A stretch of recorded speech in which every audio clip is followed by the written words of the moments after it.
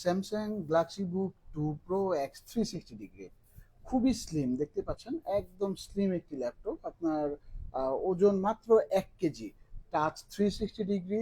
আর এটার কনফিগারেশনটা যদি আমি আপনাদেরকে একটু বলি, যেটা টাচ ল্যাপটপ আমি আপনাদেরকে দেখা দিচ্ছি, কনফিগারেশনটা কিন্তু কোরাই 7 এর 12th জেনারেশন 1260p, যেটা কোর হচ্ছে 12টা, থ্রেড হচ্ছে 16টা, এবং 18 MB ক্যাশ। এবং এটাতে কিন্তু আপনারা 16 GB DDR5 এর একটা র্যাম পেয়ে যাচ্ছেন আপনার 5200 মেগা হার্সের, এবং 512 GB NVMe Gen 4 এর একটা এসএসডি পাচ্ছেন, এবং গ্রাফিক্স কার্ড কিন্তু পাচ্ছেন ইন্টেল আইরিস এক্সি গ্রাফিক্স কার্ড।